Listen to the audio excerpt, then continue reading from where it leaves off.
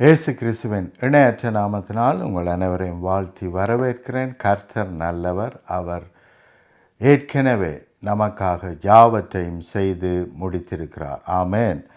அதை அறிந்து விசுவாசித்து பெற்றுக்கொள்வதே நம்முடைய வேலையாக இருக்கிறது. ஆமேன். இன்றைய நாளிலும் தேவ வசனத்துக்குள்ளாய் கடந்து செல்வோம், எடுப்போம், வாசிப்போம். யோவான் 3ஆம் அதிகாரம் 14ஆம் வசனத்திலிருந்து 15ஆம் வசனம் வரைக்கும் நான் உங்களுக்காக வாசிக்கிறேன். சர்ப்பமானது மோசேயினால் வனாந்தரத்திலே உயர்த்தப்பட்டது போல மனுஷகுமாரனும் தன்னை விசுவாசிக்கிறவன் எவனோ அவன் கெட்டு போகாமல் நித்திய ஜீவனை அடையும்படிக்கு உயர்த்தப்பட வேணும் என்றார். ஆகவே பிரியமானவர்களை, இந்த வசனத்திலிருந்து என்ன கற்றுக்கொள்கிறோம் என்று சொன்னால், ஏற்கனவே மோசே மூலமாய் வனாந்தரத்திலே சர்ப்பம் உயர்த்தப்பட்டது. ஆகவே நிழலாட்டமாய் இயேசு கிறிஸ்து மூலமாய் பிற்காலத்திலே தேவன் என்ன செய்ய போகிறார் என்பதை நமக்கு நிழலாட்டமாய் முன்கூட்டியே காண்பித்திருக்கிறார். அதை வாசிக்கும் பொழுது எங்களுக்கு முழுமையான சத்தியத்தை நாங்கள் புரிந்து கொள்ளலாம், முழுமையான அறிவை நாங்கள் அடைந்து கொள்ளலாம். எப்படி வனாந்திரத்திலே சர்ப்பமானது உயர்த்தப்பட்டதோ அதே போல இயேசுவும் உயர்த்தப்படுவார். அந்த உயர்வை பார்க்கும் பொழுது, அவர் உயர்த்தப்பட்டு இருக்கும் பொழுது நாங்கள் அவரை பார்த்து அவரிடத்திலிருந்து சகல ஆசீர்வாதத்தையும் விடுதலையும் நாங்கள் பெற்றுக்கொள்கிறோம். ஆமேன். அதைத்தான் நாங்கள் பார்க்க போகிறோம். உங்களுக்காக நான் வாசிக்கிறேன். எண்ணாகமம் 21ஆவது அதிகாரம் 5ஆம் வசனத்திலிருந்து 9ஆம் வசனம் வரைக்கும் உங்களுக்காக நான் வாசிக்கிறேன். ஜனங்கள் தேவனுக்கும் மோசேக்கும் விரோதமாக பேசி, நாங்கள் வனாந்திரத்திலே சாகும்படி நீங்கள் எங்களை எகிப்து தேசத்திலிருந்து வர பண்ணினதென்ன? இங்கே அப்பமும் இல்லை, தண்ணீரும் இல்லை. இந்த அற்பமான உணவு எங்கள் மனதிற்கு வறுப்பாயிருக்கிறது என்றார்கள். அப்பொழுது கர்த்தர் கொள்ளிவாய் சர்ப்பங்களை ஜனங்களுக்குள்ளே அனுப்பினார். அவைகள் ஜனங்களை கடித்ததினால் இஸ்ரவேலருக்குள்ளே அநேக ஜனங்கள் செத்தார்கள். அதனால் ஜனங்கள் மோசேயினிடத்தில் போய், நாங்கள் கர்த்தருக்கும் உமக்கும் விரோதமாய் பேசினதினால் பாவம் செய்தோம். சர்ப்பங்கள் எங்களை விட்டு நீங்கும்படி கர்த்தரை நோக்கி விண்ணப்பம் பண்ண வேண்டும் என்றார்கள். மோசே ஜனங்களுக்காக விண்ணப்பம் பண்ணினான். அப்போ பிரியமானவர்களை கவனியுங்கள். ஜனங்கள் தேவனுக்கு விரோதமாய் பாவம் செய்கிறார்கள். அந்த பாவத்தின் சம்பளம் மரணமாய் இருக்கிறது. ஆகவே அவர்கள் எந்த சர்ப்பத்தை மிதித்து வாழ்ந்தார்களோ, எந்த சர்ப்பத்தை ஆளுகை செய்தார்களோ, அதே சர்ப்பம் அவர்களை தீண்டி அவர்களை சாகடிக்கிறது என்று பார்க்கிறோம்.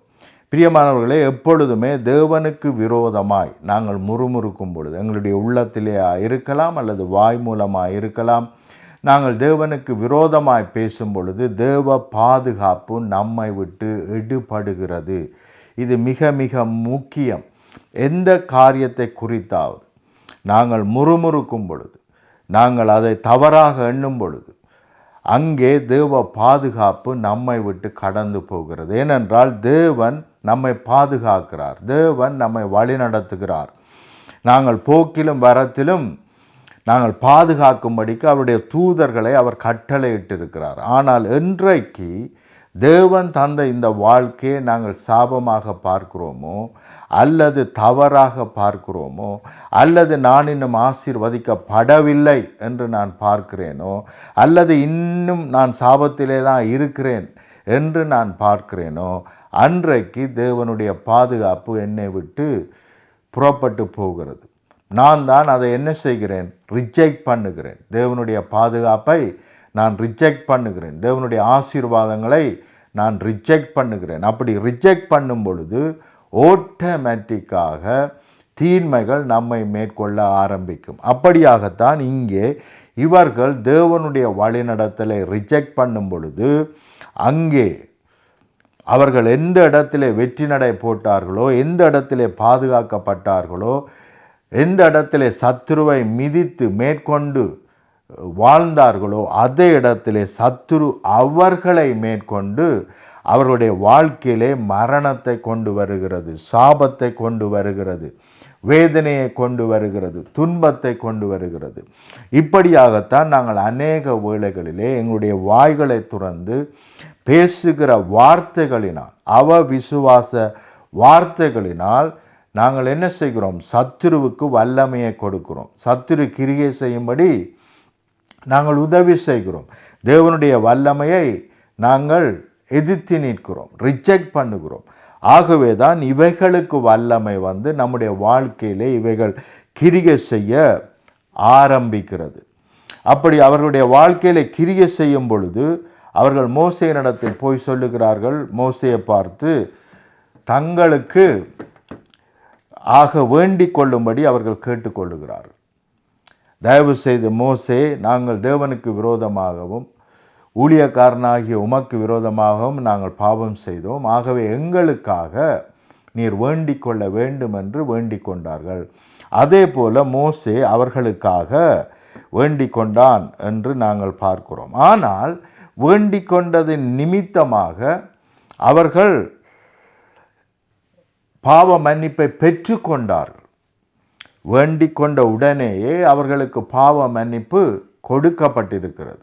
எந்த நிமிஷம் யாருக்காக நாங்கள் மன்னிப்பு கேட்கிறோமோ, ஈவன் எங்களுக்காக நாங்கள் மன்னிப்பு கேட்கும் பொழுது அந்த நிமிஷமே எங்களுடைய பாவங்கள் மன்னிக்கப்படுகிறது. அந்த நிமிஷமே தேவன் மன்னித்தது மாத்திரமல்ல, மறந்து விடுகிறார். அதை நினைப்பதில்லை, அதை அவர் ஒருபொழுதும் எண்ணுகிறதில்லை. ஆனால் பாருங்கள், தேவனுடைய ஆலோசனையை பாருங்கள். அவர் மன்னித்து விட்டு என்ன சொல்லுகிறார் என்றால், அப்பொழுது கர்த்தர் மோசேயை நோக்கி, நீ ஒரு கொள்ளிவாய் சர்ப்பத்தின் உருவத்தை செய்து அதை ஒரு கம்பத்தின் மேல் தூக்கிவாய். கடிக்கப்பட்டவன் எவனோ அவன் அதை நோக்கி பார்த்தால் பிழைப்பான் என்றார். அப்போ பிரியமானவர்களை கவனியுங்கள், அவருடைய பாவங்கள் மன்னிக்கப்பட்டது. மோசே வேண்டிக் கொண்டான், அவருடைய பாவங்கள் மன்னிக்கப்பட்டது. ஆனாலும் அவர்களுடைய நினைவுகள் மாறவில்லை. அங்கே பாம்பு கடிக்கப்பட்டவர்கள், நாங்கள் இன்னும் வேதனையில் இருக்கிறோம், இன்னும் துன்பத்தில் இருக்கிறோம் என்று சொல்லி அவர்கள் என்ன செய்கிறார்கள்? அந்த சாபத்தை நோக்கி பார்த்து கொண்டு இருக்கும் பொழுது தேவன் சொல்லுகிறார், அந்த கொள்ளிவாய் சர்ப்பத்தின் உருவத்தை செய்து அதை ஒரு கம்பின் மேல் தூக்கிவாய். கடிக்கப்பட்டவர்கள் எவனோ அவன் அதை நோக்கி பார்த்தால் பிழைப்பான் என்றார். அப்போ ஆகவே மிக மிக முக்கியமான காரியம் நாங்கள் இங்கே கவனிக்க வேண்டும். தேவன் என்ன சொல்லுகிறார் என்றால், சாபம் வந்த பிறகு, மரணம் வந்த பிறகு, அல்லது வேதனை துன்பம் நம்முடைய வாழ்க்கையிலே கடந்து வரும் பொழுது உயர்த்தப்பட்டிருக்கிற அந்த சர்ப்பத்தை பார்த்தால், என்னுடைய சாபம் என்னிடத்தில் இல்லை, இப்பொழுதோ என்னுடைய சாபம் அந்த சர்ப்பத்தின் மேல் போய்விட்டது. ஏனென்றால் மரத்தின் மீது தொங்குகிறவனும் சபிக்கப்பட்டவன் என்று எழுதியிருக்கிறபடி மரத்தின் மீது தொங்கப்பட்டிருக்கிற இந்த கொள்ளிவாய் சர்ப்பத்தின் மேல் அந்த சாபம் போய்விட்டது. இனிமேல் இந்த சாபம் என்னுடைய வாழ்க்கையில் இல்லை, என்னுடைய சரீரத்தில் இல்லை, அங்கே போய்விட்டது என்று நாங்கள் பார்க்கும் பொழுது நாம் அந்த சாபத்திலிருந்து விடுதலை ஆகிறோம். கவனியுங்கள், மன்னிப்பு பெற்ற பிறகும் அநேகர் இன்றைக்கு இதே போல சாபத்திலே வாழ்ந்து கொண்டிருக்கிறார்கள். மன்னிப்பு, தேவனிடத்திலே வருகிறோம், ரட்சிக்கப்படுகிறோம், மன்னியும் ஐயா என்று நாங்கள் ஜெபம் பண்ணுகிறோம். அப்படி ஜெபம் பண்ணி நாங்கள் மன்னிப்பை பெற்றுக்கொண்ட பிறகும் நாங்கள் இதே மாதிரி பாம்பு கடிகளிலே அல்லது வேதனைகளிலே, துன்பங்களிலே, தோல்விகளிலே, பிரச்சனைகளிலே நாங்கள் சிக்கி தவிக்கிறோம். ஏனென்றால் எங்களுடைய சிந்தையை நாங்கள் மாற்றிக்கொள்ளவில்லை. நாங்கள் சிந்தையை மாற்றிக்கொண்டால் நான் இனிமேல் சபிக்கப்பட்டவன் அல்ல, தேவனால் ஆசீர்வதிக்கப்பட்டவன், நான் ரட்சிக்கப்பட்டவன். ரட்சிப்பு என்றால் சகல சாபங்களிலும் இருந்து என்னை மீட்டெடுத்திருக்கிறார். இருளின் ராஜ்யத்தில் இருந்து என்னை மீட்டு ஒளியின் ராஜ்யத்தின் பிள்ளைகளாய், சிட்டிஷனாய் என்னை மாற்றி இருக்கிறார். ஆமேன்.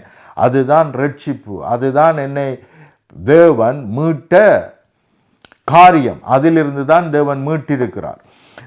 பிசாசினுடைய ஆட்சியிலிருந்து என்னை மீட்டிருக்கிறார். இப்பொழுது பிசாசு நம்முடைய வாழ்க்கையிலே ஆட்சி செய்ய முடியாது.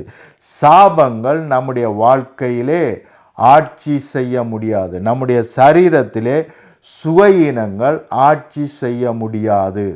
வறுமைகள், தடைகள், தாமதங்கள், பற்றாக்குறைகள் இவைகள் ஒரு பொழுதும் ஆட்சி செய்ய முடியாது. கவலை, கண்ணீர் இவைகள் ஆட்சி செய்ய முடியாது. இவைகளில் இருந்து தேவன் என்னை விடுதலையாக்கி அவருடைய சமாதானத்தையும் அவருடைய சந்தோஷத்தையும் நமக்கு கொடுத்திருக்கிறார்.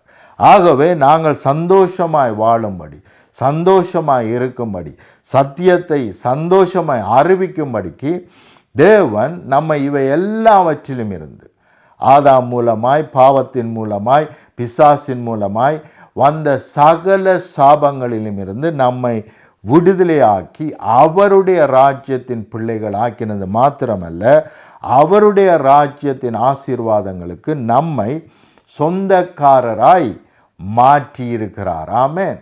ஆனாலும் பாருங்கள், இவர்களைப் போல எங்களுக்கு மன்னிப்பு கிடைத்த பின்பும் நாங்கள் என்னவாக இருக்கிறோம்? அதே நோய்களிலே இருக்கிறோம், அதே சுவையினத்திலே இருக்கிறோம், அதே போராட்டங்களிலே இருக்கிறோம். இவைகளை எல்லாம் நாங்கள் ஏற்றுக்கொள்ளுகிறோம். ஒருவேளை நான் செய்த தவறுகள், ஒருவேளை தேவன் ஏதோ ஒரு நோக்கத்திலே இதை எனக்கு கொடுத்திருக்கிறார், தேவன் ஏதோ ஒரு நோக்கத்திலே எனக்கு கொடுத்தது மாத்திரமல்ல, ஏதோ ஒரு காரியத்தை கற்றுக் கொடுக்க விரும்புகிறார் என்றெல்லாம் நாங்கள் தவறாக புரிந்து கொண்டு இவைகளுக்கு எதிர்த்து நிற்காமல், இவைகள் என்னுடையவைகள் அல்ல, அங்கே சிலுவையில் உயர்த்தப்பட்ட இயேசுவின் மீது இவைகள் போய்விட்டது என்று நான் நினைப்பேனானால் நிச்சயமாய் நான் பூரண விடுதலையை பெற்றுக்கொள்ள முடியும். ஆமென். சிலுவையில் உயர்த்தப்பட்ட இயேசு இவை எல்லாவற்றையும் சுமந்தபடியினால் என்னுடைய வேதனை, என்னுடைய துன்பம், என்னுடைய கவலை, என்னுடைய தரித்திரம், என்னுடைய அவமானம், என்னுடைய நிந்தை இவைகள் எல்லாவற்றையும் அவர் சுமந்தபடியினால் நான் சுமக்க வேண்டிய அவசியம் இல்லை. மாத்திரமல்ல, அவர் சுமந்தது மாத்திரமல்ல, நான் சுமக்க வேண்டியது அவசியம் இல்லை என்பது மாத்திரமல்ல, அவருடையவைகள் யாவற்றையும் என்னுடையவைகளாக எனக்கு கொடுத்திருக்கிறார். அவருடைய மகிமையை எனக்கு கொடுத்திருக்கிறார். யோவான் 14ஆம் அதிகாரத்திலே நாங்கள் வாசிக்கிறோம், பிதாவே, நீர் எனக்கு மகிமையை கொடுத்தீர், அந்த மகிமையை நான் இவர்களுக்கு கொடுத்தேன் என்று இயேசு சொல்லுகிறார். ஆகவே தேவன் தன்னுடைய மகிமையை கொடுத்திருக்கிறார். ஆமென். தன்னுடைய சமாதானத்தை, தன்னுடைய சந்தோஷத்தை நமக்கு கொடுத்திருக்கிறார். அவருடைய அதிகாரத்தை, அவருடைய வல்லமையை நமக்கு கொடுத்திருக்கிறார். ஆமென். ஆகவே அவருடையவைகளெல்லாம் நம்முடையவைகளாக மாற்றப்பட்டிருக்கிறது. நம்முடையவைகளெல்லாம் அவர் எடுத்துக்கொண்டார், அவர் சிலுவையிலே சுமந்தார். இதைத்தான் நாங்கள் பார்க்க வேண்டும். இந்த நாட்களிலே நாங்கள் இயேசு கிறிஸ்து பாடுபட்ட நாட்களை தியானித்து வருகிறோம். பெரிய வெள்ளி இந்த நாளிலே நீங்கள் நிச்சயமாக எங்களுக்காக மரித்த இயேசுவை குறித்து தியானித்து கொண்டிருப்பீர்கள். ஆகவே நாங்கள் கற்றுக்கொள்ள வேண்டியதென்ன? அவர் உயர்த்தப்பட்டிருக்கும் பொழுது, சிலுவையிலே அவர் உயர்த்தப்பட்டிருக்கும் பொழுது, நான் இன்றைக்கு காண்கிற எல்லா விதமான, அது சேலஞ்சாக இருக்கட்டும், வேதனையாக இருக்கட்டும், துன்பமாக இருக்கட்டும், தடையாக இருக்கட்டும், தாமதமாக இருக்கட்டும், ஈவன் தோல்விகளாக இருக்கட்டும், ஈவன் நோய்களாக இருக்கட்டும், மரண படுக்கையாக இருக்கட்டும், இவை எல்லாம் அவர் மேல் வந்தபடியினால் நானும் நீங்களும் பூரணமாய் இவை எல்லாவற்றிலும் இருந்து விடுதலையாக்கப்பட்டிருக்கிறோம். ஆமென். ஜீவனை கொடுத்திருக்கிறார். மரணத்தை அவர் ஏற்றுக்கொண்டு, சாபத்தை அவர் ஏற்றுக்கொண்டு, அவருடைய ஆசீர்வாதத்தை, அவருடைய ஜீவனை நமக்கு கொடுத்திருக்கிறார். அதுதான் நல்ல செய்தி.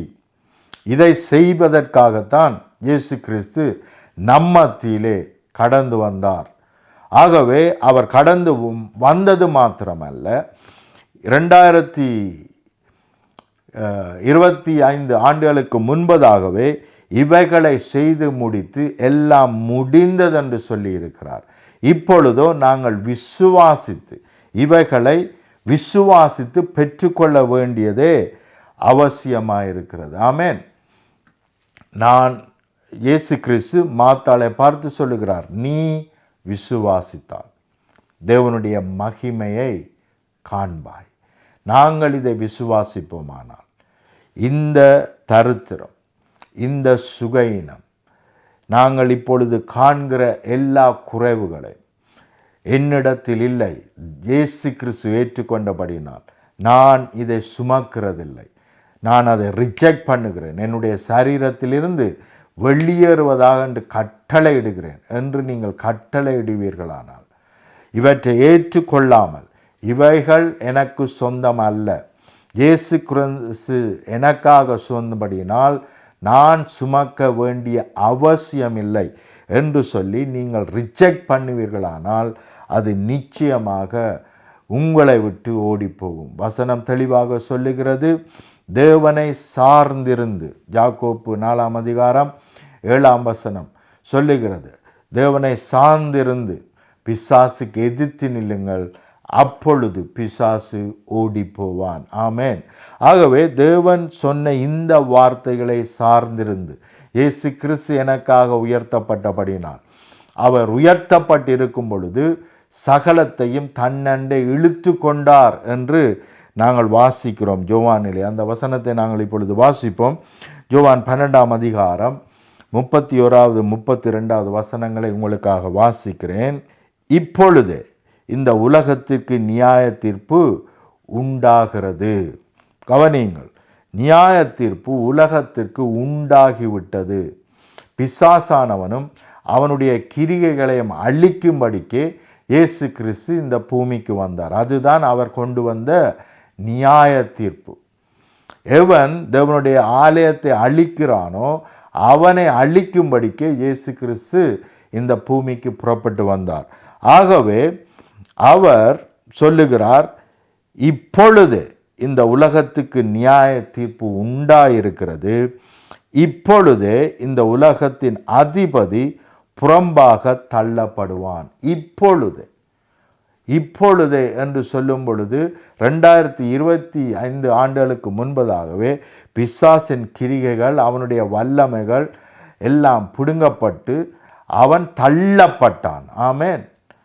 மாத்திரமல்ல, நான் பூமியிலிருந்து உயர்த்தப்பட்டிருக்கும் பொழுது எல்லாரையும் என்னிடத்தில் இழுத்து கொள்வேன் என்றார். கவனிங்கள், எல்லாரையும் அல்ல, அது அந்த டிரான்ஸ்லேஷனிலே அவர்கள் தவறாக போட்டிருக்கிறார்கள். நீங்கள் ஆங்கில வேத புத்தகங்களை எடுத்து படிப்பீர்களானால் எல்லாவற்றையும், இன்னொரு விதத்திலே சொல்ல போனால் சத்துரு கொண்டு வந்த சகல தீன்மைகளையும் அவருடைய சரீரத்திலே, அவர் சிலுவையிலே உயர்த்தப்பட்டிருக்கும் பொழுது அவருடைய சரீரத்திலே அவற்றை இழுத்து கொண்டார். எல்லா சாபங்களையும் அவருடைய சரீரத்திலே பெற்றுக்கொண்டார். எல்லா நோய்களையும் அவருடைய சரீரத்திலே ஏற்றுக்கொண்டார். ஆகவே நாங்கள் பூரணமாய் விடுதலை ஆவோம் அல்ல, விடுதலை ஆக்கப்பட்டிருக்கிறோம். ஆமென். இதை விசுவாசிப்போமானால் நிச்சயமாய் தேவனுடைய மகிமையை காண்போம். நீங்கள் இந்த வசனங்களை கேட்பது மாத்திரமல்ல, உங்களுடைய வாழ்க்கையில் இருக்கிற எப்பேற்பட்ட வியாதியாக இருந்தாலும், வேதனையாக இருந்தாலும், கவலைகளாக இருந்தாலும், இவைகள் எல்லாவற்றையும் இயேசு சுமந்திருக்கிறபடியினால் நான் சுமப்பதில்லை என்று நீங்கள் விசுவாசித்தால் நிச்சயமாய் நீங்கள் ஒரு பொழுதும் இவற்றை சுமக்க வேண்டிய அவசியம் இல்லை. இன்னும் சில வசனங்களை நான் உங்களுக்கு காண்பித்து கொடுக்கிறேன். எசாயா 53 அதிகாரம் 2 வசனத்திலிருந்து நாங்கள் வாசிப்போம். இளங்கன்றை போலவும் வறண்ட நிலத்திலிருந்து துளிர்க்கிற வேரை போலவும் அவனுக்கு முன்பாக எழும்புகிறார். அவருக்கு அழகும் இல்லை, சௌந்தரியமும் இல்லை. கவனியுங்கள், நாங்கள் அழகாய் இருக்கும்படிக்கு நம்முடைய அசிங்கங்களை அவர் ஏற்றுக்கொண்டபடியினால் அவருக்கு அழகும் இல்லை, சௌந்தரியமும் இல்லை. அவரை பார்க்கும் பொழுது நாம் அவரை விரும்பத்தக்க ரூபம் அவருக்கு இல்லாதிருந்தது. அப்போ மற்றவர்கள் நம்மை பார்க்கும் பொழுது நமக்கு விரும்பத்தக்க ரூபம் இருக்க வேண்டும் என்பதற்காக அவர் நம்முடைய சாயலை, யாருமே விரும்ப முடியாத நம்முடைய சாயலை அவர் ஏற்றுக்கொண்டு அவருடைய சாயலை நமக்கு கொடுத்திருக்கிறார். ஆமென். அவர் அசட்டை பண்ணப்பட்டவரும் என்று சொன்னால் எனக்கு வர வேண்டிய அசட்டை, பாவத்தின் நிமித்தம் எனக்கு வர வேண்டிய அசட்டையை அவர் ஏற்றுக்கொண்டார். அதனால் அவர் அசட்டை பண்ணப்பட்டார், மனுஷரால் புறக்கணிக்கப்பட்டார். நான் தான் இந்த உலகத்திலே நாம் செய்த பாவத்தின் நிமித்தம் நாங்கள் புறக்கணிக்கப்பட வேண்டியவர்கள். ஆனால் எங்களுடைய புறக்கணிப்பை அவர் ஏற்றுக்கொண்டு அவருடைய கிருபையை நமக்கு கொடுத்திருக்கிறார். ஆமென். துக்கம் நிறைந்தவரும், அப்ப நம்முடைய துக்கத்தை அவர் ஏற்றுக்கொண்டார், அவருடைய சமாதானத்தை நமக்கு கொடுத்திருக்கிறார். ஆமென். துக்கம் நிறைந்தவரும் பாடு அனுபவிக்கிறவருமாயிருந்தார். கவனியுங்கள், நம்மை பாடு அனுபவிக்கும்படி அவர் நம்மை அழைக்கவில்லை. மாறாக வருத்தப்பட்டு பாரம் சுமக்கிறவனே என்னிடத்தில் வா, நான் உனக்கு இளைப்பாறுதல் தருவேன் என்று அவர் சொல்லி இருக்கிறார். ஆகவே அவர் நமக்கு பாடு கொடுக்கிற தேவன் அல்ல, நம்முடைய பாடுகளை அவர் ஏற்றுக்கொண்டிருக்கிறார் என்பதை நாங்கள் அறிந்து கொள்ள வேண்டும், விசுவாசிக்க வேண்டும். நமக்கு பாடில்லை என்பதை புரிந்து கொள்ள வேண்டும். அநேக தேவனுடைய பிள்ளைகள் தங்களுக்கு பாடு இருக்கிறது என்று விசுவாசிக்கிறபடினால் பாடுகள் அங்கே இருக்கிறது. ஆனால் தேவன் இயேசு கிறிஸ்து என்னுடைய பாடுகளை சுமந்தபடியினால் நான் சுமக்கிறதில்லை என்று நீங்கள் விசுவாசித்தால் நிச்சயமாய் உங்களுடைய வாழ்க்கையிலே பாடுகள் இல்லை. கவனியுங்கள், தாவீது ராஜாவுடைய வாழ்க்கையிலே நாங்கள் பார்ப்போமானால் எப்போ பார்த்தாலும் என்ன செய்ய வேண்டும்? யுத்தம் யுத்தம் யுத்தம் என்றே அவருடைய வாழ்க்கை இருந்தது. அவருடைய வாழ்க்கை அபிஷேகம் பண்ணப்பட்ட நாள் முதல் அவர் கண் மூடும் வரைக்கும் அவருடைய வாழ்க்கையிலே யுத்தம் இருந்தது. ஆனால் பாருங்கள், சாலமோனுடைய வாழ்க்கையிலே யுத்தமே இல்லாத வாழ்க்கை. ஆகவே நாங்கள் விசுவாசித்தால் என்னுடைய வாழ்க்கையிலே போராட்டம் இல்லை. இயேசு என்னுடைய பாடுகளை சுமந்தபடினால் எனக்கு பாடுகள் இல்லை.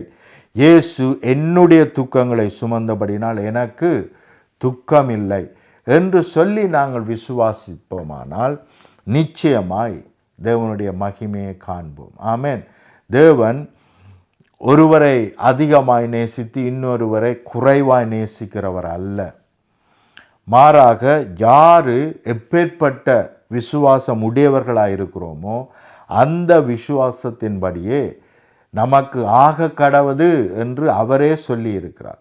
அப்போ நான் விசுவாசிப்பேனானால் நான் பாடுகள் அனுபவிக்க வேண்டிய அவசியம் இல்லை. அவர் என்னுடைய பாடுகளை சுமந்தபடியினால், அவர் என்னுடைய துக்கங்களை சுமந்தபடியினால் எனக்கு ஒரு பொழுதும் துக்கம் இல்லை. அவருடைய சமாதானத்தை எனக்கு கொடுத்திருக்கிறபடினால் நான் எப்பொழுதும் சமாதானம் உள்ளவனாய், சமாதானத்திலே நிறைந்திருக்கிறவனாய், சந்தோஷம் உள்ளவனாய் இருப்பேன். கர்த்தரிடத்தில் மகிழ்ச்சியாயிருப்பதே நம்முடைய பலனாய் இருக்கிறது.